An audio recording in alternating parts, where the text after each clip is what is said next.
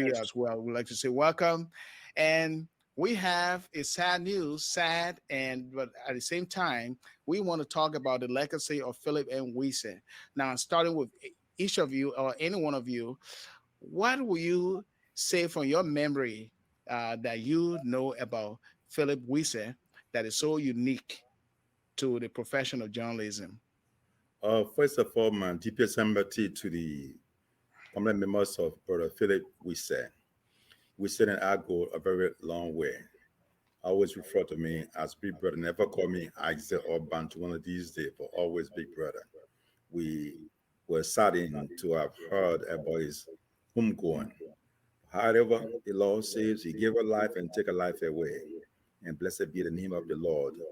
I've spoken to his wife, Tipla, and I will get back to her again as soon as possible. One of the things that we did was when the PRC took power, the press, everything in the country was banned. At that time, Kenneth Best was then president, Lamini Warati was vice president, and I was his chaplain.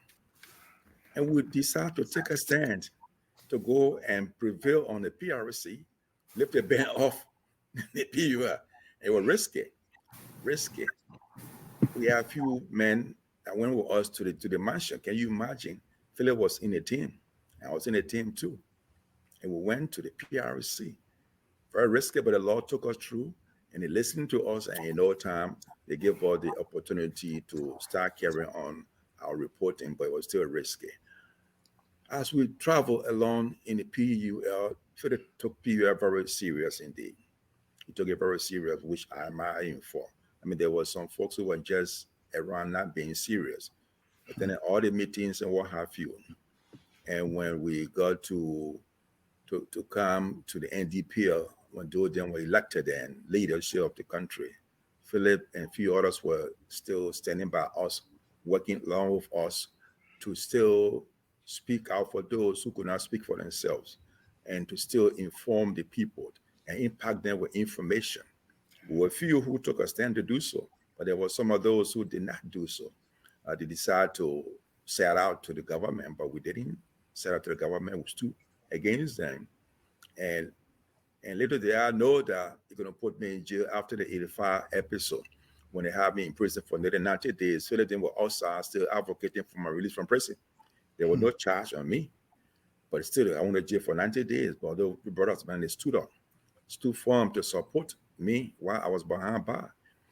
And while we were in prison, one of our best friends and brother was killed. It was Charles Bayon. Philip and others still didn't give up. They were still speaking out. In those days, man, you could disappear easily. The brothers then didn't give up. They kept speaking until I was released from prison. But before then, Bayon was already gone. And other brothers then were already gone. Then we enter years to come. Philip then were able to establish the Inquirer Newspaper. But besides that, he stood firm to always protect the press, to send out information. I mean, without fear. Well, they would ask me, "Oh, big brother, aren't you afraid?" I said, "Well, I learned my lesson from the Holy Bible. I learned it from Jesus Christ. He was the first person I gave a press conference. Like I was telling Brother Sua earlier, I said, even the so-called king at that time sent his wife in disguise to listen to this man who was speaking to the people. So I learned that lesson from Jesus Christ as being the first person to give a press conference, to be vigilant in my reporting. And I make sure that I cross all of my T's, my R's, and my D's, and what have you, to make sure that I do not go to create a story, but to report a story, to inform and educate our people. And those who do not speak for themselves, strive my best to speak for them. And Philip was always on the move, always on the move. Even in 1992, when I was at Harvard as a visiting scholar, when I went home to do a project for the university, and Mr. Prince Johnson wanted to execute Dan Bryan myself, he took us. People thought that we were dead. Philip then were on the outside, reporting, informing people that our whereabouts is unknown. We went to a meeting, got yet to return. I mean, they weren't afraid. but he spoke out. So what I really admire of him was that he was always vigilant. He spoke out on issues all of the time. Always called me, big brother, I will copy after you. I said, well, then you copy me after trouble. And yeah, and he was very good. When I heard about his sickness last year, I felt bad. I kept praying for him and I kept talking to him until he was able to leave from Ghana to go home. And later on, I got the information that he has gone to be with the Lord. It's sad in my heart, but all the good times we had together, I can never forget about it. Because he was one of those journalists who stood up for what is right. People may say this and that about him, but from my point of view, as one of the leaders of PUL, he was very good indeed. Mr. You know, yeah, Mr. You know, Yeah. why so? Yes, I can hear you very clear. We can hear you. I'm saying I'm not sure I can match that eulogy by Brother Bantu, but I'll try. Come on, man. So my knowledge of Philip Wesseh really started immediately after the war. And when they did something that I still recount today as really remarkable. I wouldn't even say right after the war. It was in the 1990s. It was actually in the throes of the war. And then Philip and others decided that it was important and necessary to set up a media institution, basically to document what was going on in the country, to report on what was going on in the country, to really report on the atrocities, give an account of what was going on in the country, to serve as the mouthpiece of the Liberian people in terms of what was going on in the country. We had, as you all know, it's a terrible civil war. And immediately during the war, there were media institutions that existed prior were all destroyed. And there was nobody taking account of what was going on in the country. And the fact that they had the bravery and the tenacity and the foresight, and they understood the importance of the media in exposing what was going on in the country, and by that, also advocating for accountability, advocating for peace, giving voice to civil rights institutions and organizations, and also to individuals, who were victims of the atrocities that were going on in the country. I think that was really remarkable. And Philip led the way. He led the way by establishing the Inquirer newspaper along with other people, which really existed in the country, especially in the Monrovia area, as the only independent media institution at the time. And of course, I've interacted with him a whole lot because it was around the time that I also, the Justice and Peace Commission, which at the time was just a nascent human rights group, but became one of the leading human rights organizations in the country, came into being. And we were investigating and reporting on, we were investigating human rights abuses. We wanted to advocate. We didn't have a voice, of course, because we needed the media to be able to do that, to broadcast to the people of Liberia, to broadcast to the international community what was going on in the country, to really document. And Philip's formation of the Inquirer newspaper gave us that platform and that opportunity. And that's only demonstrates the importance of the media. Philip was fearless. I told a story on Facebook in my later tribute to him. Yes. When I talk about how there was a time when really government security forces were going around killing people. If you criticize them, or if you belong to a warring faction that was opposed to them, that was an opportunity to eliminate you once Mr. Taylor won the elections and came to power. So his different security forces, including the police, etc., were going around killing people and blaming it on armed robbers, or were actually accusing people of being armed robbers. And there's this one story where the police reported that I believe his name was Aloysius Kier, was killed while he was engaged in armed robbery. It was risky, it was dangerous, but Philip thought it was important tell the truth. So they reported a story from the police, but they did an editorial that said, no, it's not true that Mr. Zalocious Kia was killed while he was committing armed robbery. He was killed at his home. And they did their investigation and they reported that. The Justice and Peace Commission, we also did our own investigation and corroborated what the Inquirer newspaper reported. Again, it was dangerous, but Philip reported that, and because of that, Philip was arrested by Police Director Joe Tate and the security forces, taken to the police headquarters. He was held there. So I, and as the information officer of the JPC, with my boss Samuel Kofi Woods and other Elizabeth Boynton from the Association of Female Lawyers of Liberia, the UN Human Rights Officer Desmond Parker, and a group of other people went there. Of course, we're all intimidated. Joe Tate said that Kofi Woods and Elizabeth Boynton, as the lawyers, should decide which of them would stay, but there would not be two lawyers at the police headquarters. And they said, why not two lawyers? So the argument is that, and they decided if we both can't be here, then none of us would be here. They left. I stayed with Philip. Philip was interrogated in the process. He was intimidated, but in it all, he remained steadfast. And that's the story I told on Facebook. But that is to demonstrate, that's just a snapshot of his tenacity and his contribution to journalism and to human rights and social justice in Liberia. So he will be very dearly missed. In my write-up, I also did say, challenge the Liberian media, that if we want to pay a tribute to Philip, we should live the principles and examples that he lived. We should not just report press releases from people or attend press conferences and say what the officials or the politicians say. We should analyze what they say. We should investigate, and we should find out the truth in the country about corruption, everything that's going on in the country, and report on it. That's the best tribute we can pay to this brother who really sacrificed a lot to make sure the Liberian media got to where it is today. It's unfortunate, and we'll miss it. Reverend Dede? That's great. I mean, there can be no better eulogy for Philip from the two brothers who just spoke.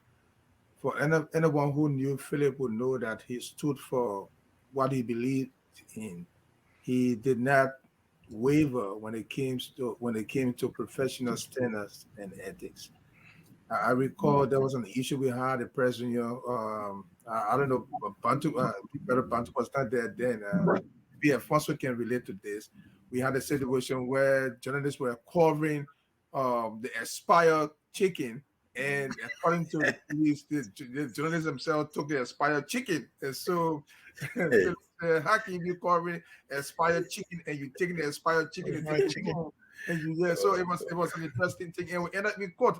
Alice, we ended up in court. You were there, and again we had Alfonso, Justice and Peace, Tiawa, and everybody defending us. But the fact, what remained with me was that Philip, even in the face of journalists being accused of taking away expired chicken, he still stood with the journalists. He preferred them going to court rather than being jailed unceremoniously. And that stuck with me a whole lot, because some people would just condemn the journalists, they stole expired chicken, and so you are condemned. But Philip made sure he was there with the journalists, supporting them, but at the same time questioning why you go cover expired chicken and be part of the story rather than reporting the story. So Philip really stood for what he believed in. He was down to earth.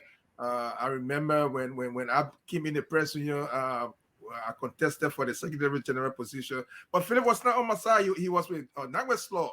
But guess what? Alice and Big Brother Bantu and Philip put me aside and said, "Look, small brother, give Nagwest Law the chance. I'm supporting Nagwest Law. Let's support Nagwest Law for now, and then when the time comes, it will come." I said, "Philip, no way, I'm gonna contest." And Philip said, "I'll tell you what, because he was down to earth. He said, you will lose this election. So why don't you support Nagwest Law?" And I said no. But then Philip said something to me. He said, "You know what? Stand for what you believe in. Whether you win it or lost it, stand for what you believe, and that's what Philip stood for all through the time. I know you have your own interaction with Philip too, and I'll just pass it back to you to see what you have to share about Philip Wesseh. Yeah, so what I got to share with him is that my interaction with him was when I was at DC 101. It was a new radio station owned by Fred Bass. And one thing he always used to complain about was why government officials didn't want to speak out when they know very well that they are on an investigation, or journalists trying to get information from them. Why they don't want to speak up? They don't want to talk. And it used to get to him all the time. And I remember one time he came at the station, and he said he had come from one of the ministries, one of the government ministries, and he went there for an interview, and none of the officials wanted to talk to him. So he was frustrated. He said, "I don't know why people don't know. I wish we would just pass a law with Press Freedom Act that would make these people by law compel them to talk." And so that, of course, struck a nerve in me when he said that. And I believe that he was a man who believed in press freedom, and he believed that um, once you occupy the public office, yes, you are liable. That is, it is a responsibility to divulge any information that should be for public consumption. He believed in that. He believed in the fact that once you're a public servant, yes, you should be open for interview. You should be open for interview because it is a vote of the people that got the government there. And the government you work for, you have an obligation constitutionally to report back to the people, and reporting back to the people and answering questions. You have to do that through the journalist, the media, because the media is the mouthpiece to the people. And so that's one memory time that I had with him. And another time was at the time I have relocated to the United States, and we spoke over the phone, and he said, "Man, so you're ready now? You went to Bible school because I see you teaching." I said, "Yes." He said, "Man, that's a good transformation, but I'm happy for you. I'm happy for you, and keep us in prayer. We are still on the ground here. It's not an easy thing here to work and report the news. There are people who are still agitated in many ways. They agitate us in many ways just to keep us off track, but we are still persevering." And I could see and hear in his voice, even though we're on the phone, but I could hear from his voice the emotion he felt and a passion for journalism. And so his passing away saddens me in every way. At the same time, he is a Christian. He believes in Christ, and I know he's now resting in the bosom of Christ. Amen. Um, and as we talk about him here, we reflect on him here. Let us also know that he has other workers within the Inquirer newspaper that interacted with him, and he was able to train some of them. And you can see the testimony on Facebook.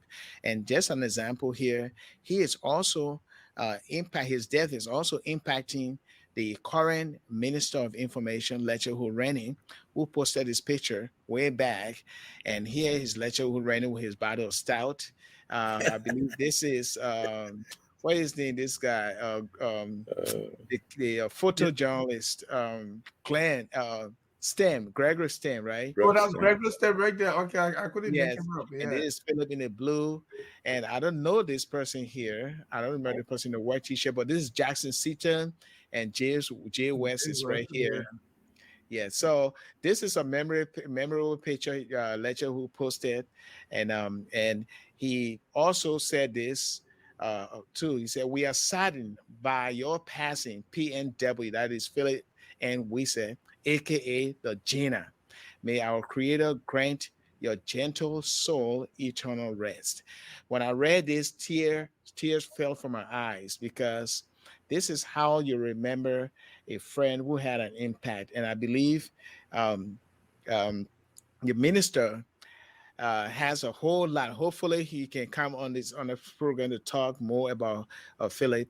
But we thought that we will, gave his message that he gave to the public on his Facebook page regarding his memory about Philip. And so his death is felt all over. And as we can see, we are talking about him today. But Mr. Bantu, you are a veteran journalist. You had the press, Liberia. You have seen a lot of journalists grow up right in front of you, and you've seen some of them, you have taught them. And based on your passion for what you did, you were recognized by even the older generation of journalists, those who pass away and those who are still alive.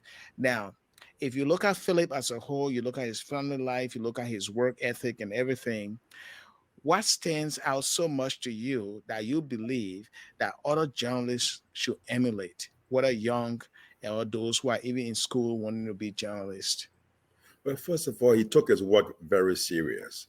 Because if you want to be a good reporter, be it in Liberia or anywhere in the world, you should be very serious in what you do and be faithful to what you do. Because some of our colleagues, they don't do so. They began to get involved into what I would call yellow journalism, okay, or in Liberia, we call it cartoon journalism. They were very serious always, always. One of the last things he did when they had the All Liberian Conference in March of 1990, when I went to the conference center, some of the brothers from Banca, oh man, they came with a kind of attitude. They were going to take over the PUA decks at the conference. Philip was mad like a pit bull. I have to grab him physically and put him aside. Say, do not fight these gentlemen. If you did, they wouldn't recall what they did to us. But they would say, well, we are so aggressive and we are the bad people. I mean, peace be to Arches. The main leader was Joe Moruba. He wanted to take over the whole thing, calling himself from Liberia proper. I said, Mr. Moruba, get out of my face. Philip want to beat that. I said, no, brother. No, it's not in my vocabulary. Let's be gentlemen. He took the issue for him being a journalist. It was his life. Okay, it was his life. And he loved the passion of being a journalist. He loved to do what he did best until his home going 72 hours ago. And that I saw in him throughout until he got sick, until he went to be with the Lord.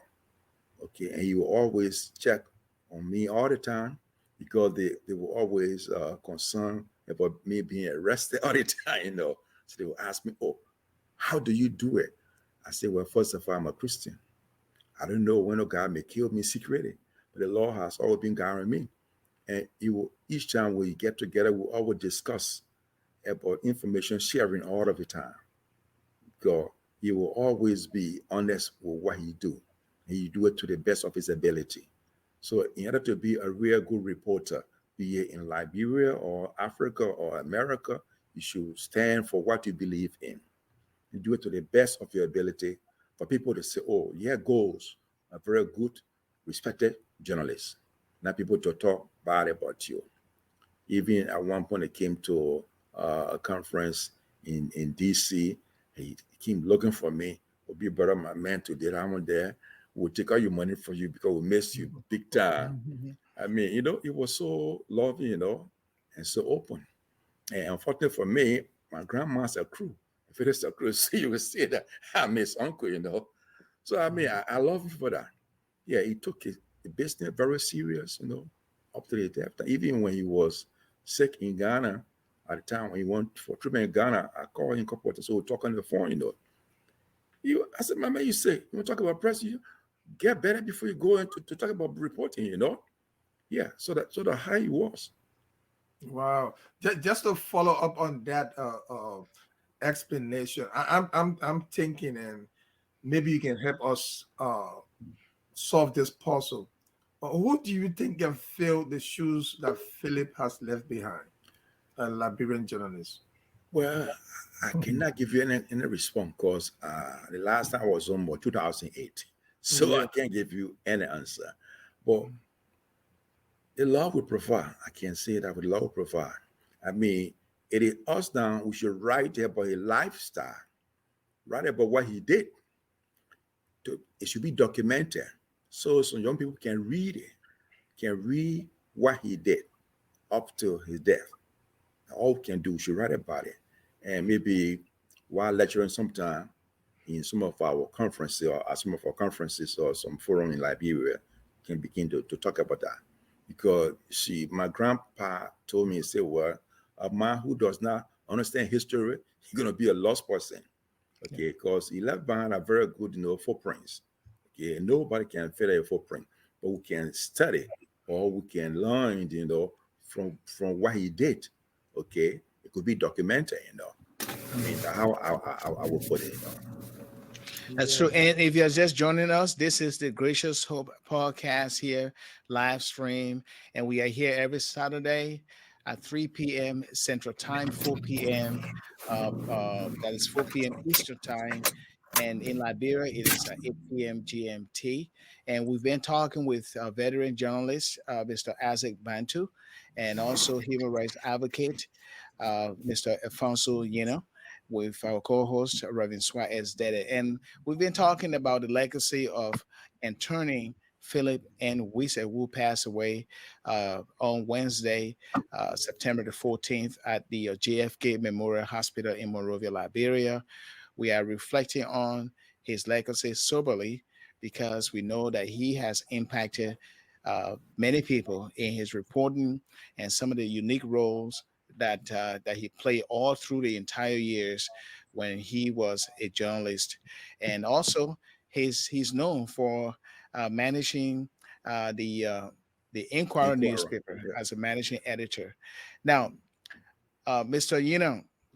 The Inquirer newspaper play a whole lot of role in advocating for justice, and the JPC, that is the Justice and Peace Commission, in relation with the Inquirer newspaper, they report a whole lot on atrocities, human rights abuse, and other bad governance issues that engulf our country at the time. Now, from your memory and from your writing that I saw on Facebook, what unique will you say about both the Inquirer and Mr. Wesseh's leadership? Definitely. What I would say is that, what's very unique about Philip and the role that the Inquirer played is that, again, the war decimated a lot of media institutions in the country, drove a lot of journalists helter-skelter. And at the same time, warring factions were committing atrocities. I think one of the key things that I would emphasize about Philip is that he understood the importance of the media in society.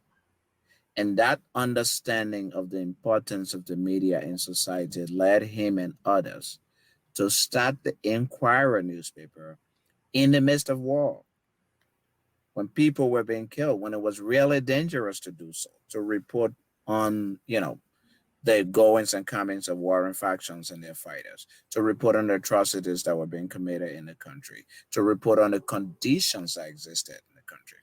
The fact that he had the foresight to say, in the midst of this violence, in the midst of this abuse, the media has a role, is very significant, very profound to me. If he made no other contribution, I think that one contribution stands out. Just understanding that the media is critical and key in society, no matter what the circumstances were, especially so in the midst of crisis, in the midst of violence. The second thing that the Inquirer did, and that Philip did, is the accounting of what was going on in Liberia. Making an account of what was going on in Liberia is very important. I just heard Brother Bantu talking about we need to now document what he's done and his contributions. Well, Philip understood the importance of documentation, so much so that the Inquirer became the vehicle, in fact, for the Justice and Peace Commission, for advocacy, and many other activists in the country. So today you can go to the Inquirer newspaper, past productions and copies of the Inquirer newspaper, and you will see reporting of Alex, journalist Alex Red was chased out of the country. You can see how Noai Flomo was killed. You can see an account of the murder of Samuel Doki and his family members. That's an accounting. That's a keeping of record that our country needs. And Yeah. Philip played a significant role in doing that, in laying that foundation. Let's also talk about advocacy.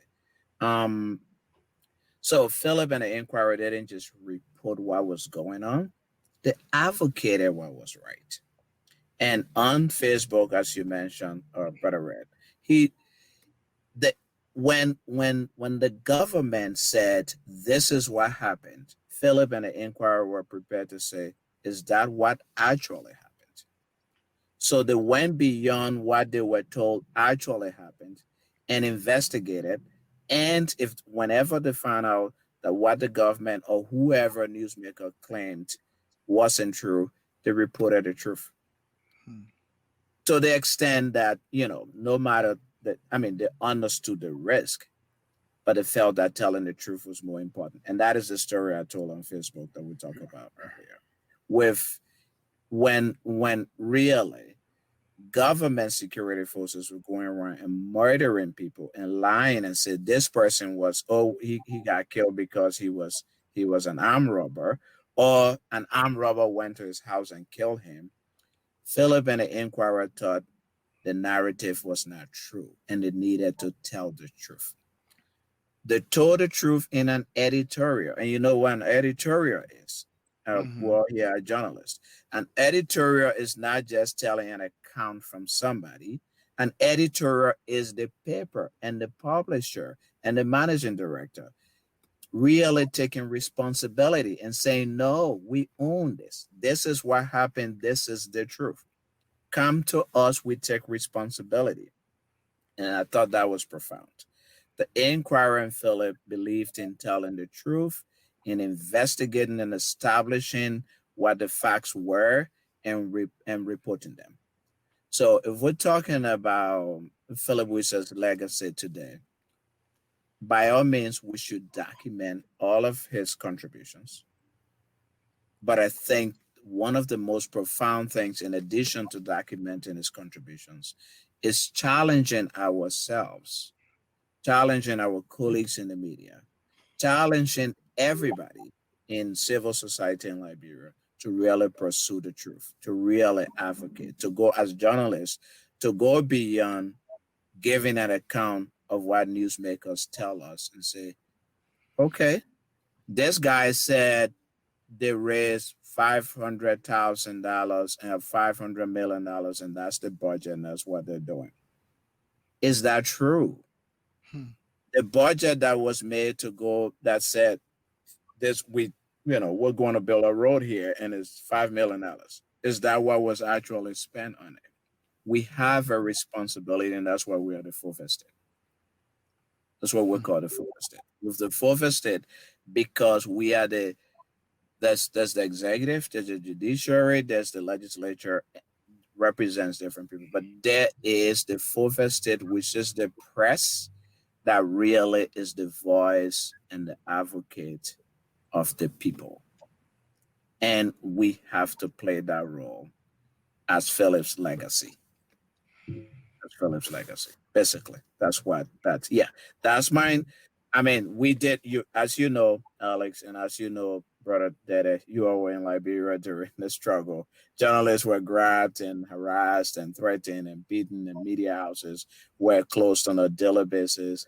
Radio programs were shut down, etc. And that's what led some of us in the Justice and Peace Commission to actually start the program that we did. I believe it was 1996 or 97 when we started the media protection program, to assist in the process. So when a journalist was attacked, when a media house was attacked, we would take action, we would go to court, we would do whatever. But you guys led the way, and Philip was a champion in that process. Yeah, and talk about legacy and leaving a legacy and documenting legacy. Both of you believe that it is always important to write about a journalist's work, his legacy, so that it can be as a history for the next generation of journalists.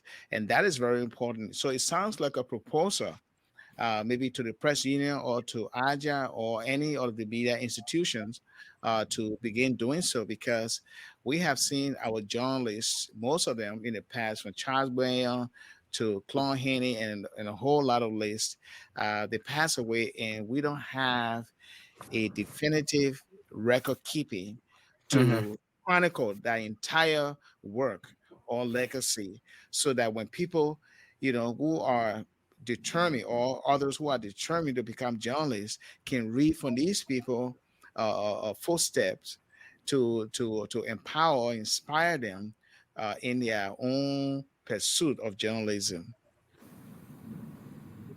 That sounds like a proposal too, but the press union has a role to play, AJA has a role to play, and I agree with Alphonsus. We also have a role to play, us on this platform right now.